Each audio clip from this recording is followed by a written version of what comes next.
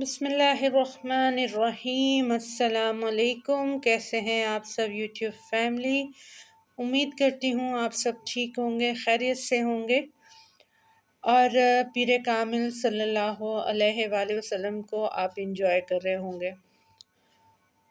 تو آپ ویڈیو شروع کرنے سے پہلے میرے چینل کو لائک کر دیں، شیئر کر دیں، سبسکرائب کر دیں، اور مجھے کمنٹ میں ضرور بتائیں کہ آپ کو یہ ناول کیسا لگ رہا ہے۔ تو چلے شروع کرتے ہیں episode number 17 of Peer Kamil صلی اللہ علیہ وآلہ وسلم۔ ابھی تک آپ نے سالار اور عاقف کی گفتگو سنی، اب آگے شروع کرتے ہیں۔ اس نے یکے بعد دیگرے سوالات کی بچھاڑ کر دی۔ اس نے سالار کے انداز میں جھلکنے والی سرد مہری پر غور نہیں کیا تھا۔ سالار کے جواب دینے سے پہلے ہی عاقف نے دوبارہ پوچھا، یہاں مال میں پر کیا کر رہے ہو؟ گاڑی خراب ہو گئی تھی، میں ٹیکسی کی طرف جا رہا تھا۔ سالار نے کہا، کہاں جا رہے ہو؟ میں ڈراپ کر دیتا ہوں۔ عاقف نے بے تکلفی سے کہا، نہیں میں چلا جاتا ہوں، ٹیکسی پاس ہی ہے۔ سالار نے تیزی سے کہا۔ عاقف نے اس کی بات سنی انسنی کر دی۔ چلو اندر بیٹھو۔ اس نے بازو پکڑ کے کھینچ لیا۔ سالار سٹپٹایا لیکن اس کی گاڑی کی طرف بڑھ گیا۔ اس کا موڈ اب بہت خراب ہونے لگا تھا۔ تم تو اسٹیٹس پڑھنے چلے گئے تھے اور پھر مجھے پتہ چلا کہ تم نے وہاں جاب کر لی ہے، پھر اچانک پاکستان کیسے؟ عاقف نے گاڑی سٹارٹ کرتے ہوئے پوچھا، کیا چھٹیاں گزارنے آئے ہو؟ ہاں، سالار نے مختصر کہا۔ وہ اس طرح اس سے جان چھڑا سکتا تھا۔ کیا کر رہے ہو آج کل؟ عاقف نے گاڑی چلاتے ہوئے پوچھا۔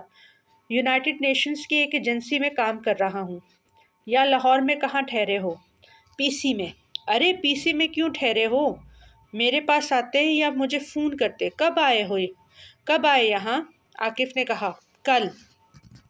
بس تو پھر تم میرے ساتھ میرے گھر رہو گے، ضرورت نہیں ہے ہوٹل میں رہنے کی۔ نہیں، میں کل صبح اسلام آباد واپس جا رہا ہوں۔ سالار نے روانی سے جھوٹ بولا۔ وہ عاقف سے ہر قیمت پر جان چھڑا لینا چاہتا تھا۔ اسے اس سے الجھن ہو رہی تھی، یا پھر شاید یہ اس کے ساتھ گزارا جانے والا ماضی تھا جو اسے تکلیف میں مبتلا کر رہا تھا۔ اگر کل اسلام آباد واپس جا رہے ہو تو پھر آج میرے ساتھ رہو، کھانا کھاؤ میرے ساتھ گھر چل کر۔ عاقف نے آفر کی۔ کھانا میں 10 منٹ پہلے ہی کھا کر نکلا ہوں، پھر بھی میرے ساتھ گھر چلو، تمہیں اپنی بیوی سے ملواؤں گا۔ شادی ہو گئی تمہاری؟ ہاں، 3 سال ہوئے، عاقف نے کہا۔ پھر پوچھا، اور تم نے شادی کر لی؟ نہیں، کیوں؟ بس کچھ مصروفیت تھی اس لیے، سالار نے کہا۔ گڈ، ابھی آزاد ہی پھر رہے ہو۔ عاقف نے ایک گہرا سانس لیا۔ خوش قسمت ہو۔ سالار نے جواب میں کچھ نہیں کہا۔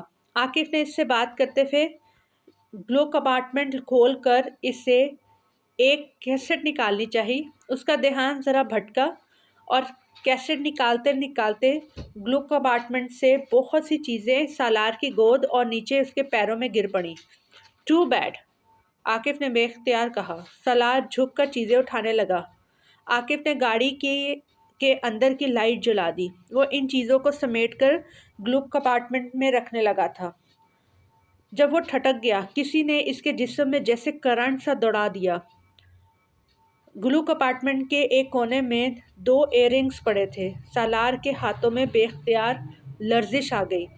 بایاں ہاتھ بڑھا کر اس نے ان ایئر رنگز کو باہر نکال لیا۔ وہ اب اس کے ہاتھ کی ہتھیلی پر گاڑی کے اندر جلتی روشنی میں چمک رہے تھے۔ وہ بے یقینی کے عالم میں انہیں دیکھ رہا تھا۔ بہت سال پہلے اس نے ان ایئر رنگز کو کسی کے کانوں میں دیکھا تھا۔ 1 بار، 2 بار، 3 بار، چوتھی بار وہ انہیں اب دیکھ رہا تھا۔ اسے کوئی شبہ نہیں تھا، وہ امامہ ہاشم کے ایئر رنگز تھے۔ وہ آنکھیں بند کر کے کاغذ پر ان کا ڈیزائن اتار سکتا تھا۔ ہر بیچ و خم کو عاقف نے اس کی ہتھیلی سے وہ ایئر رنگز اٹھا لیے۔ کسی نے جیسے سالار کو سکتہ توڑ دیا تھا۔ عاقف ان ایئر رنگز کو ایک بار پھر گلو کمپارٹمنٹ میں رکھ رہا تھا۔ یہ ایئر رنگز، وہ اٹکتے ہوئے بولا۔ یہ تمہاری بیوی کے ہیں؟ سالار نے اپنے سوال کو مکمل کیا۔ بیوی کے؟ عاقف ہنسا۔ कमन यार, बीवी के होते तो मैं यहाँ रखता। सालार पलके झिपकाए बगैर उसे देखता रहा। फिर उसने सरसराती हुई आवाज में कहा, यार ये है एक गर्लफ्रेंड मेरी पिछली रात मेरे साथ थी। ये इयररिंग्स मेरे बेडरूम में छोड़ गई।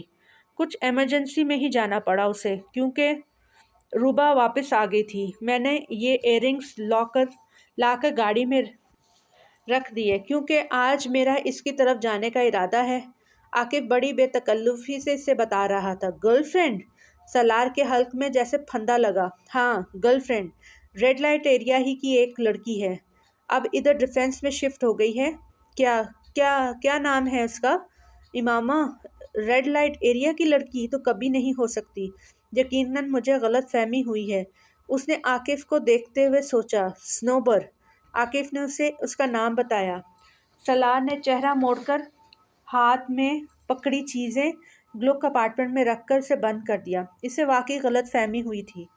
आकिफ गाड़ी की लाइट ऑफ कर चुका था। सीट की पुश्त से टेक लगाकर सलार ने गहरा सांस लिया। मगर ये इसका असली नाम नहीं है। आकिफ ने बात जारी रखी। असली नाम उसका इमामा है। सलार के कानों में कोई धमाका हुआ था, या फिर ये पिघला हुआ शीशा था जो किसी ने इसके कानों में उंडेल दिया था। आकिफ अब स्टीयरिंग पर थोड़ा आगे झुके होंठों में दबा सिगरेट लाइटर से जला रहा था। तुमने तुमने तुमने क्या कहा? सलार की आवाज में लर्जिश थी। क्या कहा? आकिफ ने सिगरेट का कश लेते हुए से देखा। नाम बता रहे थे तुम उसका? हाँ, इमामा। तुम जानते हो इसे? आकिफ ने अजीब सी मुस्कुराहट के साथ सलार को देखा। खिड़की का शीशा अब उसने खोल दिया था। सलार यकटक उसे देखता रहा, यूं जैसे वो आकिफ को पहली बार देख रहा था। इयररिंग्स अब उसकी मुट्ठी की गिरफ्त में थे। मैं क्या पूछ रहा हूँ यार, तुम जानते हो इसे? आकिफ ने होंठों से सिगरेट उंगलियों में मुंतकिल करते हुए कहा। मैं सलार ने कुछ बोलने की कोशिश की। अपनी आवाज़ उससे किसी खाई से आती हुई महसूस हुई। रेड लाइट एरिया वो आखिरी जगह थी जहां उसने कभी इमामा के होने का तसव्वुर किया था। गाड़ी के अंदर जलने वाली रोशनी में आकिफ ने बहुत गौर से देखा। उसके जर्द पड़ते हुए चेहरे को, उसके हाथ की बंद मुट्ठी को, उसके कपकपाते होंठों को, उसके बेरब्त बेमाना लफ्ज़ों को। आकिफ मुस्कुरा दिया। उसने उसके कंधे पर तसल्ली आमेज अंदाज में थपकी दी। डोंट वरी यार, क्यों घबरा रहे हो? वो सिर्फ गर्लफ्रेंड है मेरी। अगर तुम्हारे और इसके दरमियान भी कुछ है तो कोई बात नहीं। हम तो पहले भी बहुत कुछ शेयर किया करते थे, याद है तुम्हें? आकिफ ने कहका लगाया। फिर इस बार उसने बारूद में तीली फेंकी। ये तो फिर लड़की है। माल रोड पर कितना रश था। आकिफ कितनी तेज रफ्तार से गाड़ी चला रहा था। इन दो सवालों के साथ साथ सलार ने यह भी नहीं सोचा कि स्टीयरिंग पर मौजूद शख्स पर झपटने की सूरत में खुद इसके साथ क्या हो सकता था। उसने पलक झपकने ते में आसिफ को गले से पकड़ लिया। आकिफ का पांव बेइख्तियार ब्रेक पर आया। गाड़ी एक झटके से रुकी। वो दोनों पूरी कुव्वत से डैशबोर्ड से टकराए। सलार ने इसके कॉलर को नहीं छोड़ा। आकिफ जो इस बाख्तगी के हालत में चिल्लाया, क्या कर रहे हो तुम? इसने सलार के हाथों से अपना गला छुड़ाने की कोशिश में इसे दूर हटाने की कोशिश की। पागल हो गए हो? How day you talk like that? Salaar जवाबन घुराया। इसके हाथ एक बार फिर आकिफ की गर्दन पर थे। आकिफ का सांस रुकने लगा। उसे कुछ गुस्से और कुछ हवास बाख्तगी के आलम में सलार के मुंह पर मुक्का मारा। सालार बेख्तियार झटका खाकर पीछे हटा। इसके दोनों हाथ अब अपने मुंह पर थे। आकिफ की गाड़ी पीछे मौजूद गाड़ियां हॉर्न पर हॉर्न दे रही थीं। वो सड़क के वस्त में खड़े थे और ये इन दोनों की खुशकिस्मती थी कि इस तरह अचानक गाड़ी रुकने पर पीछे आने वाली गाड़ी उनसे नहीं टकराई। सलार दोनों हाथों से अपना जबड़ा पकड़े हुए अपनी सीट पर दोहरा हुआ था। आकिफ अपने अपने होशो हवास को काबू में रखते हुए गाड़ी को कुछ आगे एक सुनसान जिली सड़क पर मोड़ते ही एक तरफ रोक लिया। सलार तब तक सीधा हो चुका था। उसे अपनी अपनी एक हाथ की हथेली से होंठों और जबड़ों को दबाए विंड स्क्रीन से बाहर देख रहा था। चंद मिनट के पहले के इश्तहाल अब गायब हो चुका था। आकिफ ने गाड़ी रोकी, सीट पर बैठे बैठे उसकी तरफ मुड़ा और कहा, क्या मसला है तुम्हारे साथ? मेरे गले क्यों पड़ रहे थे? मैंने क्या किया है? बुलंद आवाज में बात करते करते उसने डैशबोर्ड से टिश्यू बॉक्स उठाकर सलार की तरफ बढ़ाया। उसने सलार की शर्ट पर खून के चंद कतरे देख लिए थे। सलार ने यके बाद दीगरे दो टिश्यू निकालिए और होंठ को उस कोने को साफ करने लगा जहां से खून रस रहा था। गाड़ी का एक्सीडेंट हो जाता अभी, आकिफ ने कहा। सलार को हाथ साफ करते हुए दोबारा एयरिंग्स का ख्याल आया। उसने एकदम झुककर पायदान में एयरिंग्स ढूंढना शुरू कर दिए। फुटपाथ पर गाड़ी चढ़ जाती या आकिफ बात अधूरी छोड़कर उसे देखने लगा। क्या ढूंढ रहे हो? वो एयरिंग्स, सलार ने मुख्तसरन कहा। आकिफ बेख्तियार झुलाया। क्या प्रॉब्लम है सलार? मेरी गर्लफ्रेंड है, इसकी एयरिंग्स है। मेरा प्रॉब्लम है ये एयरिंग्स, इसका प्रॉब्लम है, तुम्हारा नहीं। सलार यकदम रुक गया। उसे अपनी नामाकूल हरकत का एहसास हुआ। वो सीधा होकर बैठ गया। टिश्यू को खिड़की से बाहर फेंकते हुए उसे दम घुटता हुआ महसूस हुआ। आकिफ माथे पर बल लिए उसको देख रहा था। तुम्हारा और सनोबर का कोई? आकिफ बात करते करते मोहतात अंदाज में रुक गया। वो अंदाज़ा नहीं कर पा रहा था कि पिछली बार इसके जुमले में ऐसा कौन सा लफ्ज़ था जिसने इसे मुश्तैल किया था। वो दोबारा गलती दोहराना नहीं चाहता था। आई एम सॉरी, सालार ने उसके रुकने पर कहा। Okay fine. आकिफ कुछ मुतमईन हुआ। तुम और सनोबर? वो फिर रुक गया। तुमने कहा था उसका नाम इमामा है। सालार ने गर्दन मोड़कर उसका चेहरा देखा। आकिफ को बेख्तियार उसकी आंखों से खौफ आया। वो किसी नॉर्मल शख्स की आंखें नहीं थी। वहशत, बेचारगी, खौफ, वो हर तासुर लिए हुए थे। हाँ, उसने एक बार मुझे बताया था शुरू में। एक बार अपने बारे में बता रही थी तब उसने मुझे बताया। उसका हुलिया बता सकते हो मुझे? सालार ने मोहम सी उम्मीद के साथ कहा। हाँ, क्यों नहीं? आकिफ गड़बड़ाया। बहुत खूबसूरत है, टॉल, फेयर। आकिफ अब अटकने लगा। काली आंखें हैं, बाल भी पहले काले थे अब डाई किए हुए हैं। इसने और क्या बताऊं? वो जिद हुआ। सलाह ने आंखें बंद करके विंड स्क्रीन की तरफ चेहरा कर लिया। घुटन कुछ और बढ़ गई थी। इमामा हाशिम है इसका नाम। वो विंड स्क्रीन से बाहर देखते हुए बड़बड़ाया। पता नहीं, बाप का नाम तो नहीं बताया उसने, ना ही मैंने पूछा। आकिफ ने कहा। इमामा हाशिम ही है वो बुड़बुड़ाया। उसका चेहरा धुआं धुआं हो रहा था। ये सब मेरी वजह से हुआ। सब मैं जिम्मेदार हूँ इस सब कुछ का। किस चीज़ के जिम्मेदार हो तुम? आकिफ को तजस्सुस हुआ। सालार खामोशी से विंड स्क्रीन से बाहर देखता रहा।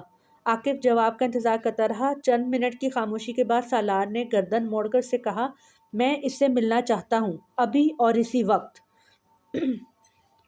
आकिफ कुछ देर इसे देखता रहा, फिर वो डैशबोर्ड से मोबाइल उठाकर एक कॉल मिलाने लगा।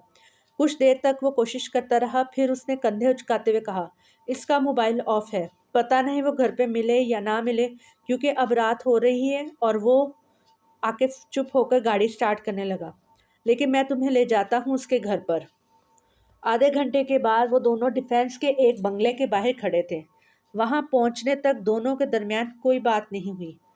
आकिफ अब उस वक्त को कोस रहा था जब उसने सलार को लिफ्ट दी थी। चंद बार हॉर्न देने पर अंदर से एक आदमी बाहर निकल आया। वो चौकीदार था। स्नोबर घर पर है? आकिफ ने उसे देखते ही पूछा। नहीं, बीबी साहिबा तो नहीं है। वो कहाँ है? मुझे पता नहीं। आकिफ ने सलार को देखा और फिर गाड़ी का दरवाज़ा खोलते हुए कहा, तुम बैठो, मैं थोड़ी देर में आता हूँ। आकिफ इस आदमी के साथ अंदर चला गया। उसकी वापसी 10 मिनट के बाद हुई। तुमको इससे बात करनी है? इसने अंदर बैठते ही पूछा। मुझे इससे मिलना है। आकिफ दोबारा गाड़ी स्टार्ट करने लगा। सफ़र इसी खामोशी से तय होने लगा। 9 बज रहे थे जब वो रेड लाइट एरिया में पहुंचे थे। सलार के लिए वो जगह नहीं थी। सिर्फ इस तकलीफ का एहसास नया था जो इससे इस बार हो रहा था। आज यहाँ ही है वो।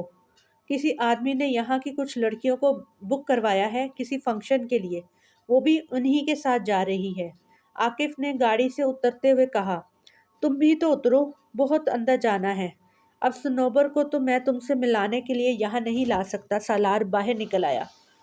वो आकिफ के साथ एक बार फिर इन गलियों में जाने लगा। उसे अच्छी तरह याद था वो इस तरह की जगह में आखिरी बार वहाँ कब आया था। وہاں کچھ بھی نہیں بدلا تھا۔ انسانی گوشت کی تجارت تب بھی اسی طرح اسی ڈھکے چھپے انداز میں ہو رہی تھی۔ اسے بہت اچھی طرح سے یاد تھا وہ پہلی بار 18 سال کی عمر میں وہاں آیا تھا۔ پھر وہ کئی بار وہاں آتا رہا تھا، کئی بار، بعض دفعہ رقص دیکھنے، بعض دفعہ کسی مشہور ایکٹریس کی کسی محفل میں شرکت کرنے، بعض دفعہ ان گلیوں کے دروازوں، کھڑکیوں، چوپاروں سے لٹکتی جھانکتی نیم عورتوں کو دیکھنے اسے عجیب سی خوشی ملتی تھی۔ وہ وہاں کھڑی کسی بھی عمر کی کسی بھی شکل کی لڑکی کو چند گھنٹوں کے لیے خرید سکتا تھا۔ والیٹ سے نکلنے والے چند نوٹ وہاں کھڑی کسی بھی لڑکی کو سر سے پیر تک اس کا کر دیتے۔ دنیا پیروں کے نیچے اور کائنات مٹھی میں ہونا اور کسے کہتے تھے، اسے سرشاری کا احساس ہوتا۔ اور بعض دفعہ وہاں رات گزارنے کے لیے ان عورتوں کے ساتھ جن سے وہ نفرت کرتا تھا، چند روپوں کی خاطر جسم فروخت کرنے والیوں کے لیے وہ اس کے علاوہ کیا جذبات رکھ سکتا تھا، اور نفرت کے باوجود وہ انہیں خریدتا تھا کیونکہ وہ خرید سکتا تھا۔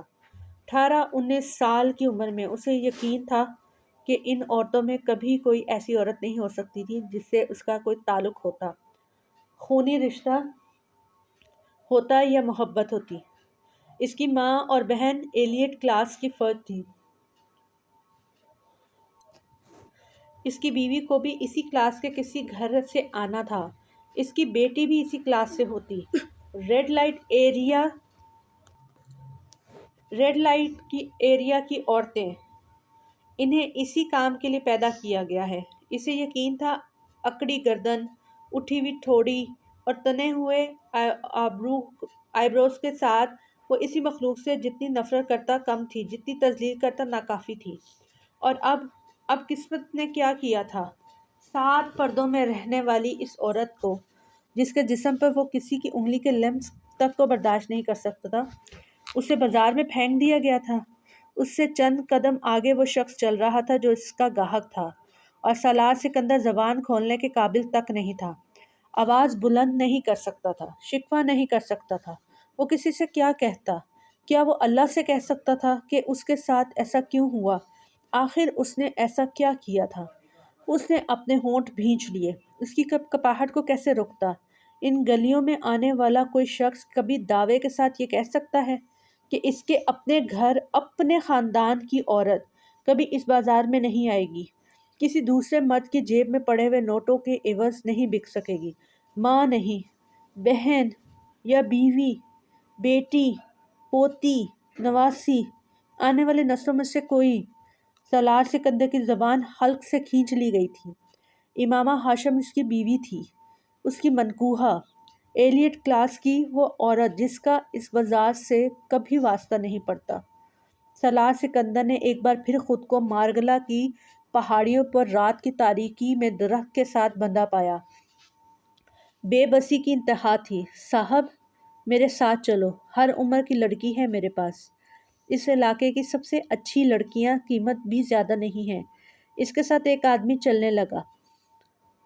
میں اس لیے یہاں نہیں آیا ہوں، سالار نے مدھم آواز میں اس پر نظر ڈالے بغیر کہا۔ کوئی ڈرنک چاہیے، کوئی ڈرگ؟ میں سب کچھ سپلائی کرتا ہوں۔ عاقب نے یکدم قدم روک کر قدرے اکھڑے ہوئے انداز میں اس آدمی سے کہا، تمہیں ایک بار کہا ہے نا کہ ضرورت نہیں، پھر پیچھے کیوں پڑ گئے ہو؟ اس آدمی کے قدم تھم گئے۔ سالار خاموشی سے چلتا رہا۔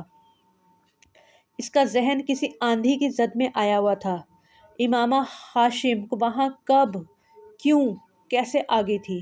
ماضی ایک فلم کی طرح اس کی نظروں کے سامنے آیا تھا۔ پلیز تم ایک بار اس کو جا کر میرے بارے میں سب کچھ بتاؤ۔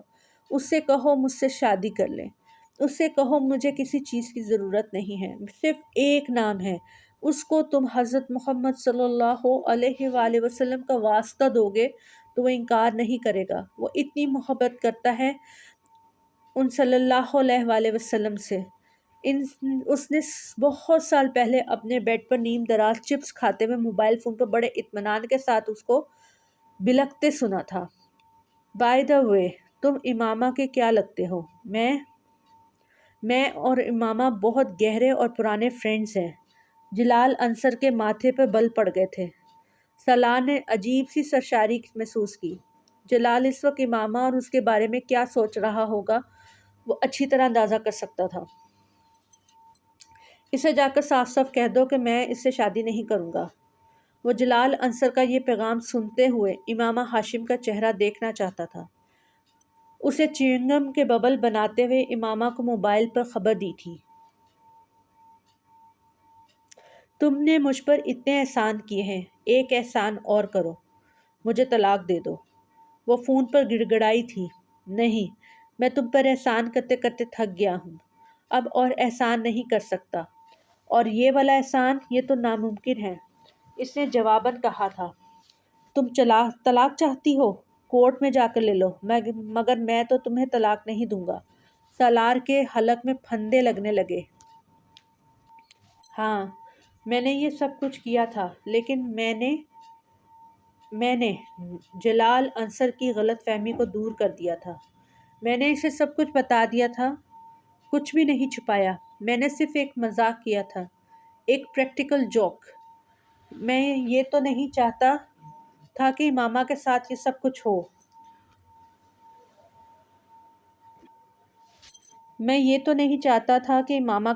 سب کچھ ہو۔ وہ جیسے کسی عدالت میں آن کھڑا ہوا تھا۔ ٹھیک ہے، میں نے اس کے ساتھ زیادتی کی اور اسے طلاق نہیں دے کر، مگر میں نے پھر بھی یہ خواہش تو نہیں کی تھی کہ وہ یہاں آ پھنسے۔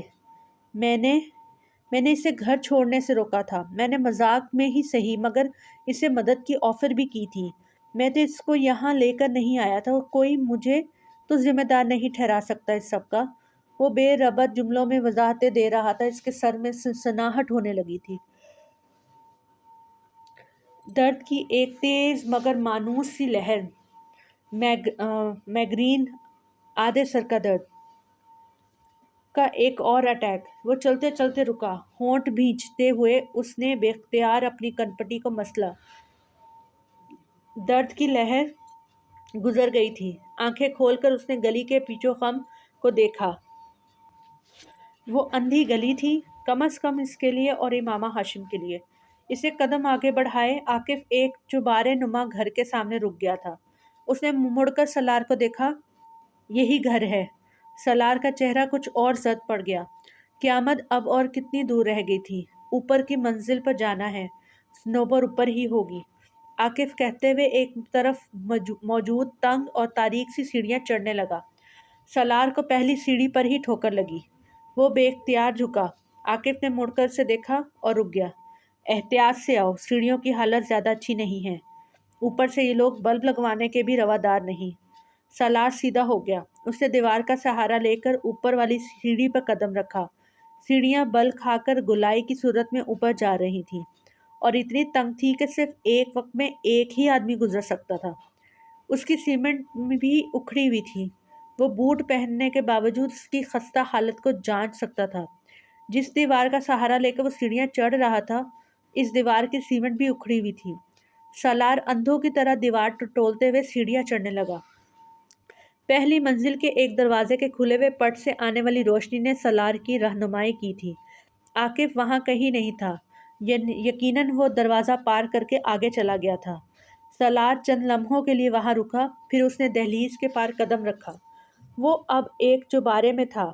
اس ایک طرف بہت سے کمروں کے دروازے تھے، دوسری طرف نیچے گلی نظر آ رہی تھی۔ برآمدہ نما لمبا چوبارہ بالکل خالی تھا، تمام کمروں کے دروازے اسے وہاں کھڑے بند ہی لگ رہے تھے۔ عاقف کہاں گیا تھا وہ نہیں جانتا تھا۔ اس نے بہت محتاط انداز میں اپنے قدم آگے بڑھائے، یوں جیسے وہ کسی بھوت بنگلے میں آ گیا تھا۔ ابھی کوئی دروازہ کھلتا اور امامہ ہاشم اس کے سامنے آ کر کھڑی ہو جاتی۔ میرے خدا، میں اس کے سامنے یہاں کیسے کروں گا؟ اس کا دل ڈوبا۔ وہ ان بند دروازوں پر نظر ڈالتے ہوئے چلتا جا رہا تھا، جب اس برآمدے کے آخری سرے پر ایک دروازے میں سے عاقف نکلا۔ تم کہاں رہ گئے ہو؟ میں وہیں سے بلند آواز میں بولا۔ یہاں آؤ۔ سالار کے قدموں کی رفتار تیز ہو گئی۔ سالار دروازے تک پہنچنے سے پہلے چند لمحے کے لیے رک گیا۔ وہ اپنے دل کی دھڑکن کی آواز باہر تک سن رہا تھا۔ پھر آنکھیں بند کیے سرد ہاتھوں کی مٹھیاں بھینچتے ہوئے وہ کمرے میں داخل ہو گیا۔ وہاں عاقف ایک کرسی پر بیٹھا ہوا تھا۔ جب ایک لڑکی اپنے بالوں پر برش کرتے ہوئے عاقب سے باتیں کر رہی تھی۔ یہ امامہ نہیں ہے، بے اختیار سالار کے منہ سے نکلا۔ ہاں، یہ امامہ نہیں ہے، وہ اندر ہے، آؤ۔ عاقب نے اٹھتے ہوئے ایک اور کمرے کا دروازہ کھولا۔ سالار غیر ہموار قدموں سے اس کے پیچھے گیا۔ عاقب اگلے کمرے کو بھی پار کر گیا اور ایک اور دروازہ کھول کر ایک دوسرے کمرے میں داخل ہو گیا۔ ہیلو صنوبر، سالار نے دور سے عاقب کو کہتے ہوئے سنا۔ اس کا دل اچھل کر حلق میں آ گیا۔ ایک لمحے کے لیے اس کا جی چاہا وہ وہاں سے بھاگ جائے۔ ابھی اسی وقت سر پٹ ادھر ادھر دیکھے بغیر اس گھر سے، اس علاقے سے، اس شہر سے، اس ملک سے دوبارہ کبھی وہاں کا رخ تک نہ کرے۔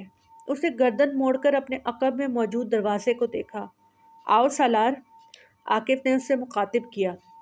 وہ اب گردن موڑے اندر کسی لڑکی سے مصروف گفتگو تھا۔ سالار نے تھوک نگلا۔ اس کا حلق کانٹوں کا جنگل بن گیا تھا۔ وہ آگے بڑھا۔ عاقب نے اپنی پشت پر اس کے قدموں کی آواز سنی تو دروازے سے ہٹ گیا۔ سالار دروازے میں تھا۔ وہ کمرے کے وسط میں کھڑی تھی۔ یہ ہے صنوبر، عاقب نے تعارف کروایا۔ سالار اس سے نظریں نہیں ہٹا سکا۔ وہ بھی اس پر نظریں جمائے ہوئے تھی۔ امامہ، وہ بے حس و حرکت اسے دیکھتے ہوئے بڑبڑایا۔ ہاں امامہ، عاقب نے تصدیق کی۔ سالار گھٹنوں کے بل زمین پر گر پڑا۔ عاقب گھبرا گیا۔ کیا ہوا؟ کیا ہوا؟ وہ دونوں ہاتھوں سے اپنا سر پکڑے سجدے میں تھا۔ وہ ایک طوائف کے کوٹھے پر سجدے میں گرنے والا پہلا مرد تھا۔ عاقب پنجوں کے بل بیٹھا، اسے کندھے سے پکڑے ہلا رہا تھا۔ سالار سجدے میں بچوں کی طرح رو رہا تھا۔ پانی، پانی لاؤ۔ صنوبر گھبراتے ہوئے تیزی سے بیڈ کے سرہانے پڑے جگ اور گلاس کی طرف گئی اور گلاس میں لے کر سالار کے پاس آ کر بیٹھ گئی۔ سالار صاحب، آپ پانی پیئے۔ سالار ایک جھٹکے سے اٹھ بیٹھا، یوں جیسے اسے کرنٹ لگا ہو۔ اس کا چہرہ آنسوؤں سے بھیگا ہوا تھا۔ کچھ کہے بغیر اس نے اپنی جینز کی جیب سے والیٹ نکالا اور پاگلوں کی طرح اس میں سے کرنسی نوٹ نکال کر صنوبر کے سامنے رکھتا گیا۔ اس نے والیٹ چند سیکنڈ میں خالی کر دیا تھا۔ اس میں کریڈٹ کارڈز کے علاوہ کچھ بھی نہیں بچا تھا۔ پھر وہ کچھ کہے بغیر اٹھ کھڑا ہوا اور الٹے قدموں دروازے کی دہلیز سے ٹھوکر کھاتا ہوا باہر نکل گیا۔ عاقب ہکا بکا اس کے پیچھے آیا۔ سالار، سالار، کیا ہوا ہے؟ کہاں جا رہے ہو؟ اس نے سالار کو کندھے سے پکڑ کر روکنے کی کوشش کی۔ سالار وحشت زدہ اس سے اپنے آپ کو چھڑانے لگا۔ چھوڑو مجھے، ہاتھ نہ لگاؤ، مجھے جانے دو۔ وہ بلند آواز میں روتے ہوئے ہذیانی انداز میں چلایا۔ امامہ سے ملنا تھا نا تمہیں؟ عاقب نے اسے یاد دلایا۔ یہ امامہ نہیں ہے، یہ نہیں ہے امامہ ہاشم۔ تو ٹھیک ہے، مگر میرے ساتھ جانا ہے تمہیں۔ میں چلا جاؤں گا، مجھے تمہاری ضرورت نہیں ہے۔ وہ الٹے قدموں اپنا کندھا اس سے چھڑا کر بھاگتا ہوا کمرے سے نکل گیا۔ عاقب زیر لب کچھ بڑبڑایا، اس کا موڈ آف ہو گیا تھا۔ مڑ کر وہ صنوبر کے کمرے میں گھس گیا اور جو اب بھی حیرانی سے نوٹوں کے ڈھیر کو دیکھ رہی تھی۔ سیڑھیاں اب بھی اسی طرح تاریک تھیں، مگر اس بار وہ جس ذہنی حالت میں تھا اسے کسی دیوار، کسی سہارے، کسی روشنی کی ضرورت نہیں تھی۔ وہ اندھا دھند ان تاریک سیڑھیوں سے نیچے بھاگا اور بری طرح گرا۔ اگر سیڑھیاں سیدھی ہوتی تو وہ سیدھا نیچے جا کر گرتا، مگر سیڑھیوں کی گولائی نے اسے بچا لیا تھا۔ وہ اندھیرے میں ایک بار پھر اٹھا۔ گھٹنوں اور ٹخنوں میں اٹھنے والی ٹیسوں سے بے پرواہ اس نے دوبارہ اسی طرح بھاگتے ہوئے سیڑھیاں اترنے کی کوشش کی۔ چند سیڑھیاں اترنے کے بعد لگائی جانے والی چھلانگ نے اسے پھر زمین بوس کیا تھا۔ اس بار اس کا سر بھی دیوار سے ٹکرایا۔ وہ خوش قسمت تھا کہ اس کی ہڈی نہیں ٹوٹی۔ شاید سیڑھیوں کی تعداد زیادہ ہوتی تو وہ پھر تیسری بار اٹھ کر اس طرح سیڑھیاں اترنے کی کوشش کرتا، لیکن دوسری بار سیڑھیوں سے گرنے کے بعد وہ نیچے والی سیڑھیوں پر آ گیا تھا۔ سامنے گلی کی روشنی نظر آ رہی تھی۔ وہ سیڑھیوں سے نکل آیا مگر آگے نہیں جا سکا۔ چند قدم آگے چل کر اس گھر کے باہر تھڑے پر بیٹھ گیا۔ اسے متلی محسوس ہو رہی تھی۔ سر کو تھامتے ہوئے بے اختیار اسے بکائی آئی۔ وہ تھڑے پر بیٹھے بیٹھے جھک گیا۔ وہ بکایاں کرتے ہوئے بھی اسی طرح رو رہا تھا۔ گلی میں سے گزرنے والے لوگوں کے لیے یہ سین نیا نہیں تھا۔ یہاں بہت سے شرابی اور نشئی ضرورت سے زیادہ نشہ استعمال کرنے کے بعد یہی سب کچھ کیا کرتے تھے۔ صرف سالار کا لباس اور حلیہ تھا جو اسے کچھ مہذب دکھا رہا تھا، اور اس کے آنسو اور واویلا کسی طوائف کی بے وفائی کا نتیجہ تھا۔ شاید وہاں کئی بار کئی مرد ایسے ہی مہذب اور معزز نظر آنے والے مرد اسی طرح روتے ہوئے جاتے تھے۔ طوائف کا کوٹہ ہر کسی کو راس نہیں آتا۔ گزرنے والے طنزیہ مسکراہٹ کے ساتھ اسے دیکھتے ہوئے گزر رہے تھے۔ کوئی اس کے پاس نہیں آیا تھا۔ اس بازار میں حال احوال جاننے کا رواج نہیں تھا۔ عاقف نیچے نہیں آیا تھا، آتا تو شاید سالار کے پاس رک جاتا۔ امامہ ہاشم وہاں نہیں تھی، صنوبر امامہ ہاشم نہیں تھی۔ کتنا بڑا بوجھ اس کے کندھوں سے اٹھا لیا گیا تھا، کیسی اذیت سے اسے بچا لیا گیا تھا۔ تکلیف دے کر اسے آگہی نہیں دی گئی، صرف تکلیف کا احساس دے کر اسے آگہی سے شناسا کر دیا گیا تھا۔ اسے وہاں نہ دیکھ کر وہ اس حالت میں جا پہنچا تھا۔ وہ اسے وہاں دیکھ لیتا تو اس پر کیا گزرتی۔ اسے اللہ سے خوف آ رہا تھا، بے پناہ خوف۔ وہ کس قدر طاقتور تھا، کیا نہیں کر سکتا تھا۔ وہ کس قدر مہربان تھا، کیا نہیں کرتا تھا۔ انسان کو انسان پرکھنا اسے آتا تھا۔ کبھی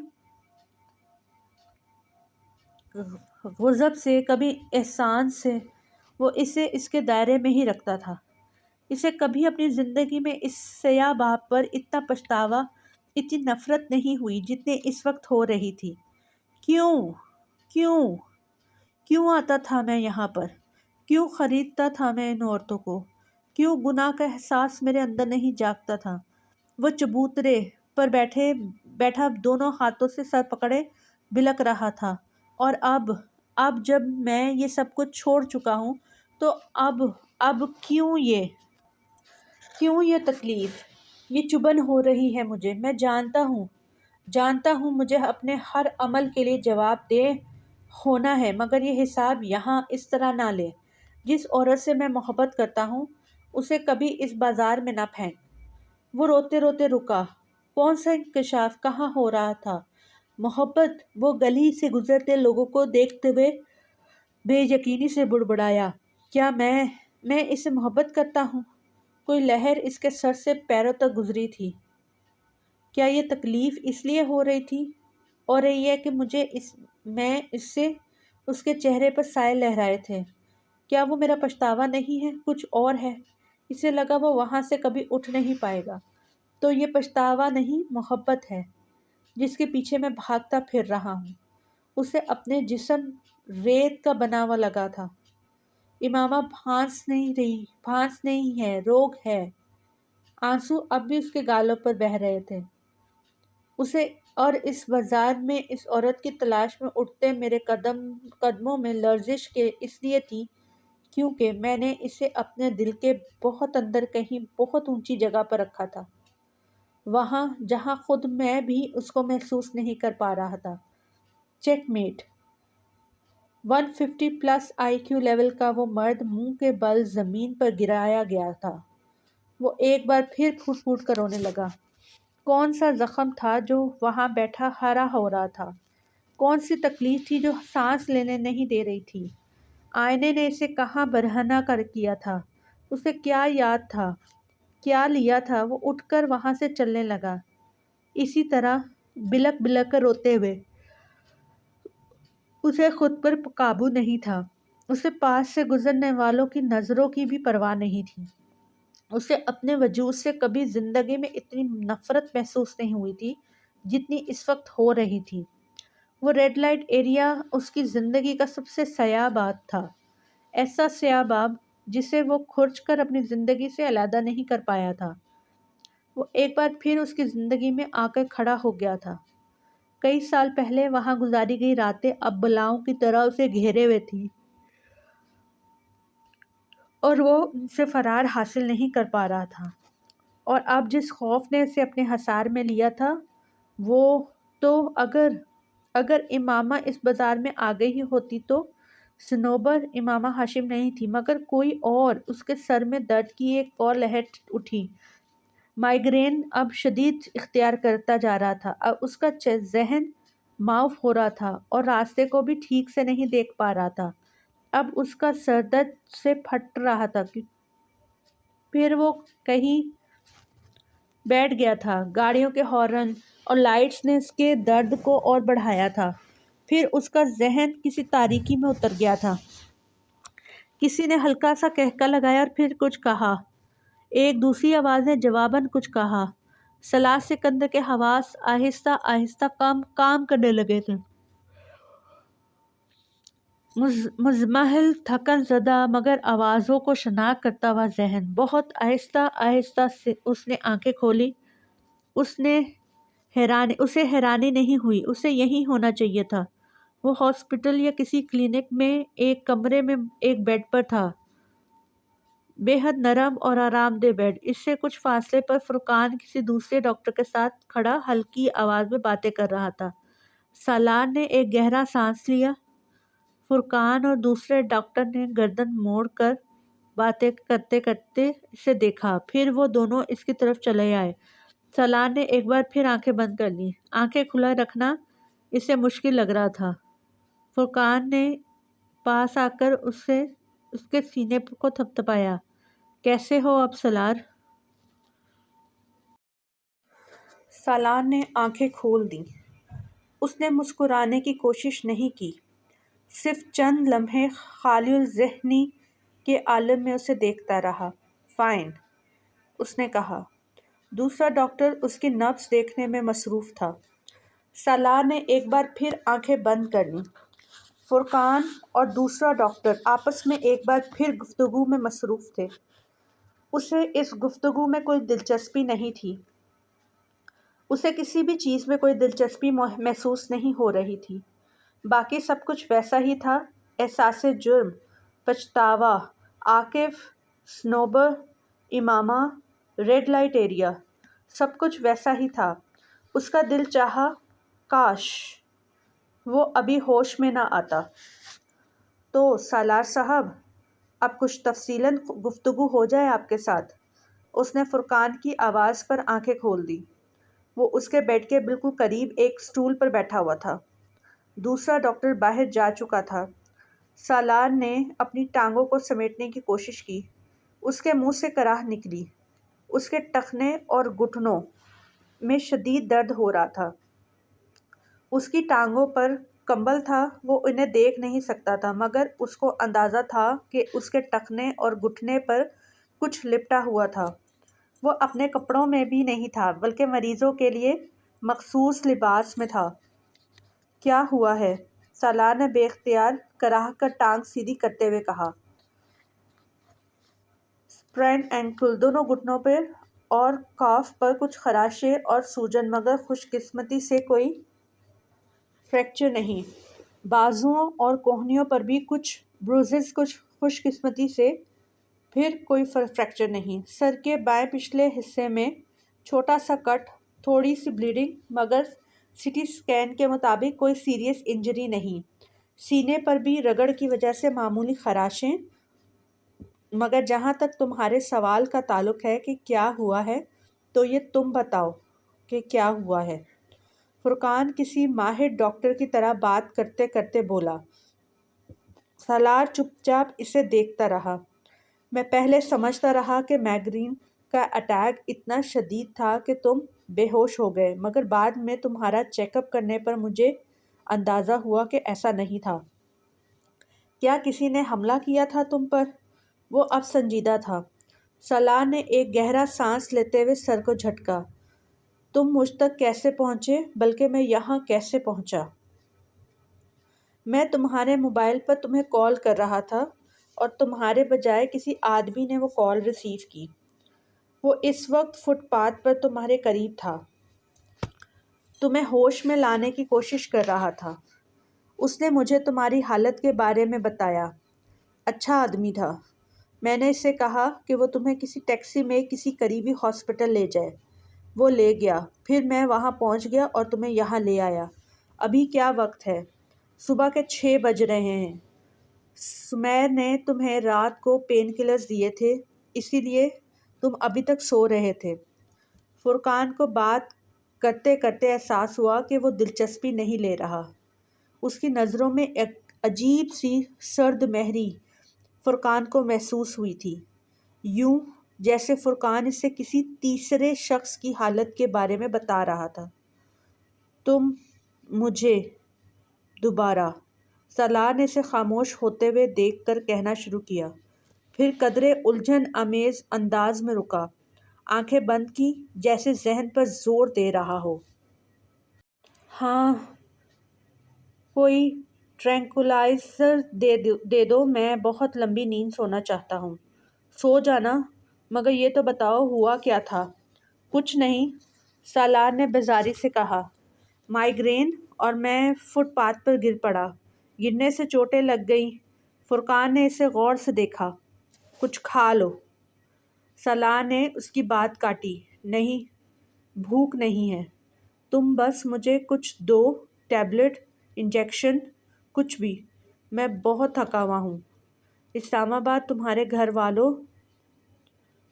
سالار نے اسے بات مکمل کرنے نہیں دی۔ نہیں، اطلاع مت کرنا، میں جب سو کر اٹھوں گا تو اسلام آباد چلا جاؤں گا۔ اس حالت میں تم نے کہا ہے میں ٹھیک ہوں۔ ٹھیک ہو، مگر اتنے بھی ٹھیک نہیں ہوں۔ 2-4 دن آرام کرو، یہیں رہو لاہور میں، پھر چلے جانا۔ اچھا، پھر تم پاپا کو یا ممی کو اطلاع مت دینا۔ فرقان نے کچھ الجھے ہوئے انداز میں اسے دیکھا۔ اس کے ماتھے پہ چند بل آ گئے۔ اچھا، اور کچھ؟ ٹرینکولائزر؟ فرقان اسے سوچتے ہوئے دیکھنے لگا۔ میں رہوں تمہارے پاس، فائدہ؟ میں تو ابھی سو جاؤں گا، تم جاؤ، جب میں اٹھوں گا تو تمہیں کال کر دوں گا۔ اس نے بازو کے ساتھ اپنی آنکھیں ڈھانپ لی۔ اس کے انداز میں موجود روکھے پن اور سرد مہری نے فرقان کو کچھ اور پریشان کیا۔ اس کا رویہ بہت اب نارمل تھا۔ میں سمیر سے بات کرتا ہوں، مگر ٹرینکولائزر چاہیے تو پہلے تمہیں کچھ کھانا ہوگا، فرقان نے اٹھتے ہوئے 2 ٹوک انداز میں کہا۔ سالار نے آنکھوں سے بازو نہیں ہٹایا۔ دوبارہ اس کی آنکھ جس وقت کھلی، اس وقت شام ہو رہی تھی۔ کمرہ خالی تھا، اس کے پاس کوئی بھی نہیں تھا۔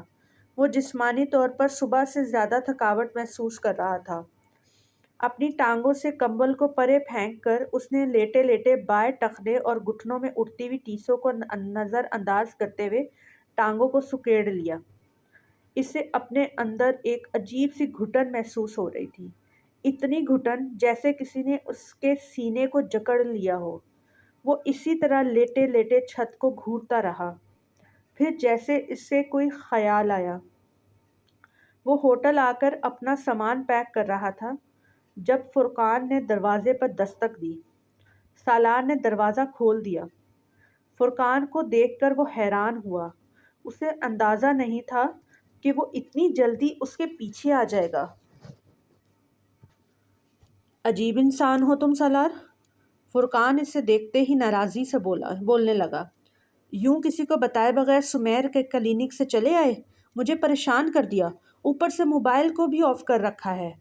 سالار نے کچھ نہیں کہا۔ وہ لنگڑاتا ہوا ایک بار پھر اپنے بیگ کے پاس آ گیا جس میں وہ اپنی چیزیں پیک کر رہا تھا۔ تم جا رہے ہو؟ فرقان بیگ دیکھ کر چونکا۔ ہاں، سالار نے ایک لفظی جواب دیا۔ کہاں؟ سالار نے بیگ کی زپ بند کر دی اور بیڈ پر بیٹھ گیا۔ اسلام آباد۔ فرقان اس کے سامنے صوفے پر آ کر بیٹھ گیا۔ نہیں، سالار نے اسے دیکھتے ہوئے کہا۔ پھر؟ کراچی جا رہا ہوں۔ کس لیے؟ فرقان نے حیرانی سے پوچھا۔ فلائٹ ہے میری، پیرس کی۔ ہاں، 4 دن بعد ہے تمہاری فلائٹ، ابھی جا کر کیا کرو گے؟ فرقان اسے دیکھنے لگا۔ سمیر کا اندازہ ٹھیک تھا، اس کے چہرے کے تاثرات بے حد عجیب تھے۔ کام ہے مجھے وہاں۔ کیا کام ہے؟ وہ جواب دینے کے بجائے بیڈ پر بیٹھا پلکیں جھپکائے بغیر چپ چاپ اسے دیکھتا رہا۔ فرقان سائیکالوجسٹ نہیں تھا، پھر بھی سامنے بیٹھے ہوئے شخص کی آنکھوں کو پڑھنے میں اسے کوئی مشکل نہیں ہوئی۔ سالار کی آنکھوں میں کچھ بھی نہیں تھا، صرف سرد مہری تھی، یوں جیسے وہ کسی کو جانتا ہی نہ ہو، اسے اور اپنے آپ کو بھی۔ وہ ڈپریس تھا، فرقان کو کوئی شبہ نہیں تھا، مگر اس کا ڈپریشن اسے کہاں لے جا رہا تھا، فرقان یہ جاننے سے قاصر تھا۔ تمہیں آخر کیا پریشانی ہے سالار؟ وہ پوچھے بغیر نہیں رہ سکا۔ سالار نے توقف کیا، پھر کندھے جھٹکے۔ کوئی پریشانی نہیں ہے تو پھر؟ سالار نے فرقان کی بات کاٹ دی۔ تم جانتے ہو مجھے مائیگرین ہے، کبھی کبھار اس طرح ہو جاتا ہے مجھے۔ میں ڈاکٹر ہوں سالار، فرقان نے سنجیدگی سے کہا۔ مائیگرین کو کوئی مجھ سے زیادہ بہتر نہیں جانتا۔ یہ سب کچھ صرف مائیگرین کی وجہ سے نہیں تھا، تو تم بتا دو اور کیا وجہ ہو سکتی ہے؟ سالار نے الٹا اس سے سوال کیا۔ کسی لڑکی کا پرابلم ہے۔ سالار پلکیں جھپک نہیں سکا۔ فرقان کہاں جا پہنچا تھا؟ ہاں، وہ نہیں جانتا، اس نے نہیں کیوں نہیں کہا تھا۔ کسی میں انوالو ہو تم؟ فرقان کو اپنے اندازے کے صحیح ہونے پر جیسے یقین نہیں آیا۔ ہاں۔ فرقان بہت دیر چپ بیٹھا اسے دیکھتا رہا، یوں جیسے اپنی بے یقینی پر قابو پانے کی کوشش کر رہا ہو۔ کس کے ساتھ انوالو ہو؟ تم اسے نہیں جانتے؟ شادی نہیں ہو سکی تمہاری اس کے ساتھ؟ سالار اسے دیکھتا رہا، پھر اس نے کہا، ہو گئی تھی۔ اس کے لہجے میں آنچ تھی۔ شادی ہو گئی تھی؟ فرقان کو پھر یقین نہیں آیا۔ ہاں۔ پھر طلاق ہو گئی؟ فرقان نے پوچھا۔ نہیں تو؟ سالار کے پاس آگے بتانے کے لیے کچھ نہیں تھا۔ تو بس؟ بس کیا؟ سالار اس کے چہرے سے نظریں ہٹا کر اپنے بائیں ہاتھ کی انگلی دائیں ہاتھ میں موجود دل کی لکیر پر پھیرتا رہا۔ کیا نام ہے اس کا؟ فرقان نے مدھم آواز میں اس سے پوچھا۔ وہ ایک بار پھر اس طرح لکیر کو چھوتے ہوئے بہت دیر خاموش رہا، بہت دیر۔ پھر اس نے کہا، امامہ ہاشم۔ فرقان نے بے اختیار سانس لیا۔ اسے اب سمجھ میں آیا کہ وہ اس کی چھوٹی بیٹی کو ڈھیروں کے حساب سے تحفے تحائف کیوں دیا کرتا تھا۔ پچھلے کچھ عرصے میں جب سے سالار سے اس کی شناسائی ہوئی تھی اور سالار کا اس کے گھر آنا جانا شروع ہوا تھا، سالار اور امامہ کی بہت دوستی ہو گئی تھی۔ وہ پاکستان سے جانے کے بعد بھی اسے وہاں سے کچھ نہ کچھ بھجواتا رہتا تھا، مگر فرقان کو اکثر صرف ایک بات پر حیرانی ہوتی تھی، وہ کبھی امامہ کا نام نہیں لیتا تھا، اور خود اس سے بات کرتا تو اسے نام کے بغیر مخاطب کرتا رہتا۔ فرقان کو چند ایک بار یہ بات محسوس ہوئی تھی، مگر اس نے اسے نظر انداز کر دیا تھا، لیکن اب امامہ ہاشم کا نام سن کر وہ جان گیا تھا کہ وہ کیوں اس کا نام نہیں لیتا تھا۔ وہ اب رک رک کر بے ربط جملوں میں مدھم آواز میں اسے اپنے اور امامہ کے بارے میں بتا رہا تھا۔ فرقان دم سادے سن رہا تھا۔ جب وہ سب کچھ بتانے کے بعد خاموش ہوا تو دیر تک فرقان بھی کچھ نہیں بول سکا۔ اس کی سمجھ میں ہی نہیں آ رہا تھا کہ وہ کیا کہے، تسلی دے یا پھر کچھ اور کہے، کوئی نصیحت۔ تم اسے بھول جاؤ، اس نے بالآخر کہا۔ سوچ لو کہ وہ جہاں بھی ہے خوش اور محفوظ ہے۔ ضروری نہیں اس کے ساتھ کوئی سانحہ ہی ہوا ہو سکتا ہے وہ بالکل محفوظ ہو۔ فرقان کہہ رہا تھا، تم نے اس کی مدد کی تھی جس حد تک تم کر سکتے تھے۔ پچھتاووں سے اپنے آپ کو نکال لو، اللہ مدد کرتا ہے۔ تمہارے بعد ہو سکتا ہے اسے تم سے بہتر کوئی اور مل گیا ہو۔ تم کیوں اس طرح کے وہم لیے بیٹھے ہو؟ میں نہیں سمجھتا کہ جلال سے اس کی شادی نہ ہونے کی وجہ تم تھے۔ جو کچھ تم نے مجھے جلال کے بارے میں بتایا ہے، میرا اندازہ تو یہی ہے کہ وہ کسی بھی صورت میں امامہ سے شادی نہ کرتا، چاہے تم بیچ میں آتے نہ آتے، کوشش کرتے نہ کرتے۔ جہاں تک امامہ کو طلاق نہ دینے کا سوال ہے، اسے چاہیے تھا وہ تم سے دوبارہ رابطہ کرتی۔ وہ ایسا کرتی تو تم یقیناً اسے طلاق دے دیتے۔ اگر اس معاملے میں تم سے کوئی غلطی ہوئی بھی ہے تو اللہ تمہیں معاف کر دے گا، کیونکہ تم پچھتا رہے ہو، تم اللہ سے معافی بھی مانگتے آ رہے ہو۔ یہ کافی ہے، مگر اس طرح ڈپریشن کا شکار ہونے سے کیا ہوگا؟ تم اپنے آپ کو اس کیفیت سے نکالنے کی کوشش کرو۔ وہ بڑے دلجمعی سے اسے سمجھا رہا تھا۔ سالار کی خاموشی سے اسے امید بندھی کہ شاید اس کی کوشش رنگ لا رہی تھی، مگر ایک لمبی تقریر کے بعد جب وہ خاموش ہوا تو سالار اٹھ کر اپنا بریف کیس کھولنے لگا۔ کیا کر رہے ہو؟ فرقان نے پوچھا۔ میری فلائٹ کا ٹائم ہو رہا ہے۔ وہ اب اپنے بریف کیس میں سے کچھ پیپرز نکال رہا تھا۔ فرقان کی سمجھ میں نہیں آیا وہ اس سے کیا کہے۔ وہ پچھلے کئی سالوں میں کئی بار پاکستان آتا جاتا رہا تھا، اسے کبھی واپس جاتے ہوئے اس قسم کی کیفیات کا شکار نہیں ہونا پڑا تھا جس قسم کی کیفیات کا شکار وہ اس بار ہوا تھا۔ جہاز کے ٹیک آف کے وقت ایک عجیب سا خالی پن تھا جو اس نے اپنے اندر اترتے محسوس کیا تھا۔ اس نے جہاز کی کھڑکی سے باہر جھانکا۔ بہت دور تک پھیلے ہوئے اس خطے میں کہیں امامہ ہاشم کا نام کی ایک لڑکی بھی تھی۔ وہ وہاں رہتا تو کبھی کہیں کسی وقت کسی روپ میں وہ اسے نظر آ جاتی، اسے مل جاتی، یا کوئی ایسا شخص اسے مل جاتا جو اس سے واقف ہوتا۔ لیکن وہ اب جہاں جا رہا تھا اسے زمین پر امامہ ہاشم کہیں نہیں تھی۔ کوئی اتفاق بھی ان دونوں کو آمنے سامنے نہیں لا سکتا تھا۔ وہ ایک بار پھر ایک لمبے عرصے کے لیے امکان کو چھوڑ کر جا رہا تھا۔ وہ زندگی میں کتنی بار امکان کو چھوڑ کر جاتا رہے گا؟ 10 منٹ کے بعد پانی سے ٹرینکولائزر کو نکلتے ہوئے اسے احساس ہو رہا تھا کہ زندگی میں کہیں بھی نہیں کھڑا تھا۔ وہ زندگی میں کبھی بھی نہیں کھڑا ہو پائے گا۔ اس کے پیروں کے نیچے زمین کبھی نہیں آ سکے گی۔ 7ویں منزل پر اپنے اپارٹمنٹ کا دروازہ کھولتے ہوئے بھی اسے احساس ہو رہا تھا کہ وہ وہاں جانا نہیں چاہتا تھا، وہ کہیں اور جانا چاہتا تھا۔ کہاں؟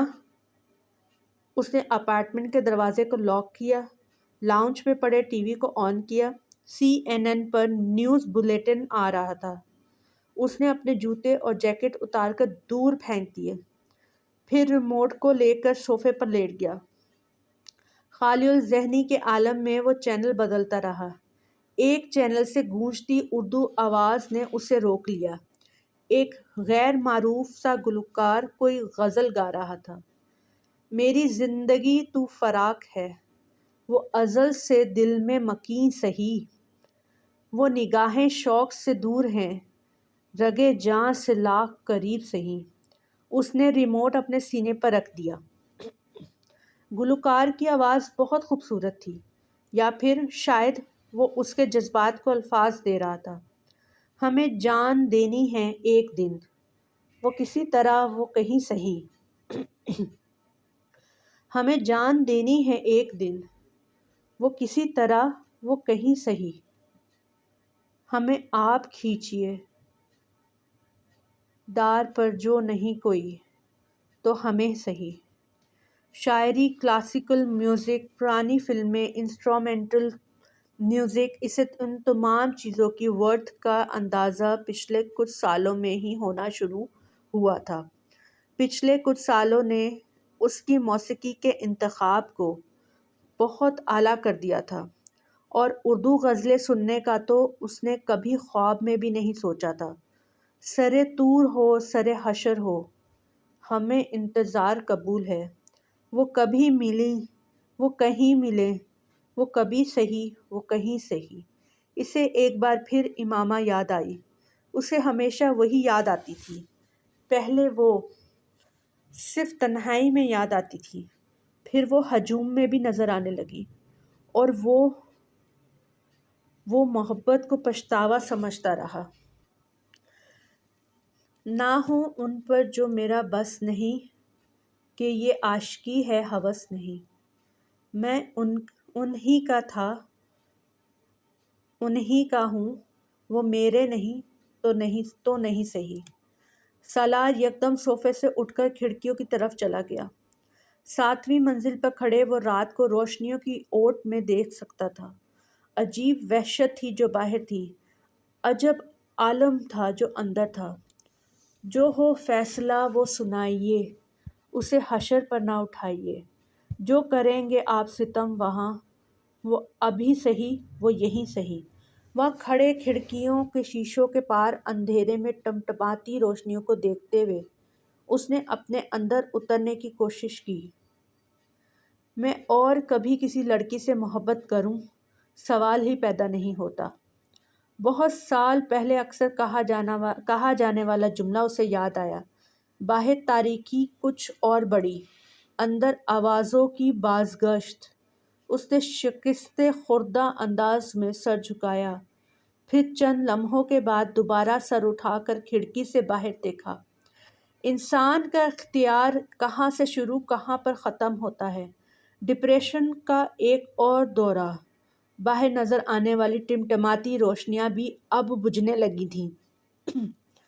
اسے دیکھنے کی جو لو لگی تھی نصیر، دیکھ ہی لیں گے ہم، وہ ہزار آنکھ سے دور ہو، وہ ہزار پردہ نشیں سہی۔ سالار سکندر نے مڑ کر اس کی اسکرین کو دیکھا۔ گلوکار لہک لہک کر بار بار آخری شعر دہرا رہا تھا۔ کسی معمول کی طرح چلتا ہوا وہ صوفے پر آ کر بیٹھ گیا۔ سینٹر ٹیبل پر رکھے ہوئے بریف کیس کو کھول کر اس نے اندر سے لیپ ٹاپ نکال لیا۔ اسے دیکھنے کی جو لو لگی تو نصیر، دیکھ ہی لیں گے ہم، وہ ہزار آنکھ سے دور ہو، وہ ہزار پردہ نشیں سہی۔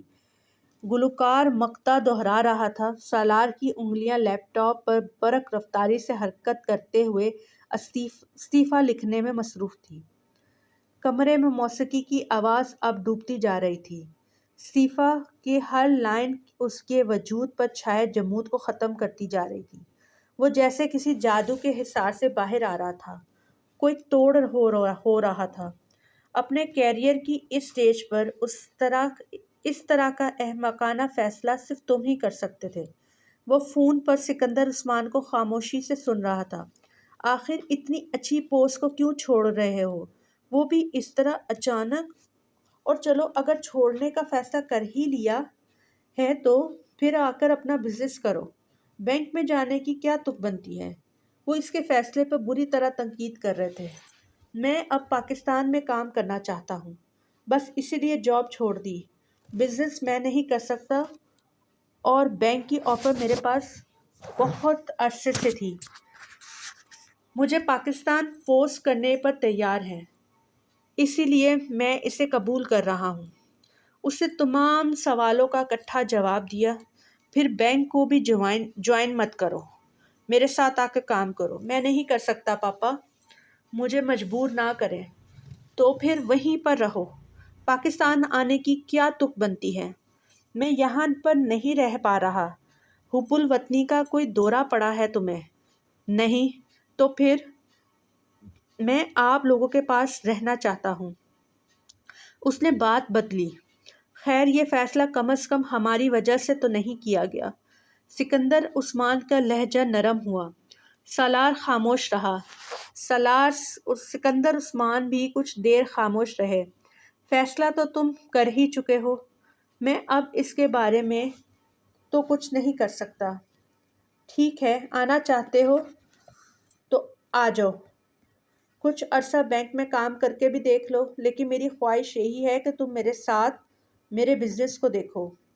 سکندر عثمان نے جیسے ہتھیار ڈالتے ہوئے کہا۔ تمہارا تو پی ایچ ڈی کا بھی ارادہ تھا، اس کا کیا ہوا؟ سکندر عثمان کو بات ختم کرتے کرتے پھر یاد آیا۔ فی الحال میں مزید سٹڈیز نہیں کرنا چاہ رہا، ہو سکتا ہے کچھ سالوں کے بعد پی ایچ ڈی کے لیے دوبارہ باہر چلا جاؤں۔ یہ بھی ممکن ہے کہ پی ایچ ڈی کروں ہی نہ، سالار نے مدھم آواز میں کہا۔ تم اس اسکول کی وجہ سے آ رہے ہو؟ سکندر عثمان نے اچانک کہا۔ شاید۔ سالار نے تردید نہیں کی۔ وہ اگر اسکول کو اس کی واپسی کی وجہ سمجھ رہے تھے تو بھی کوئی حرج نہیں تھا۔ ایک بار پھر سوچ لو سالار، سکندر کہے بغیر نہیں رہ سکا۔ بہت کم لوگوں کو کیریئر میں اس طرح کا سٹارٹ ملتا ہے جس طرح کا تمہیں ملا ہے۔ تم سن رہے ہو؟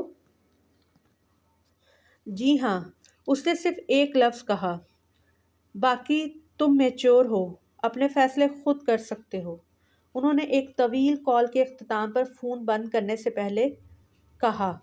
سالار نے فون رکھنے کے بعد اپارٹمنٹ کی دیواروں پر ایک نظر دوڑائی تھی۔ 18 دن کے بعد اسے یہ اپارٹمنٹ ہمیشہ کے لیے چھوڑ دینا تھا۔ پیرس سے واپسی پر اس کی زندگی کے ایک نئے فیز کا آغاز ہوا تھا۔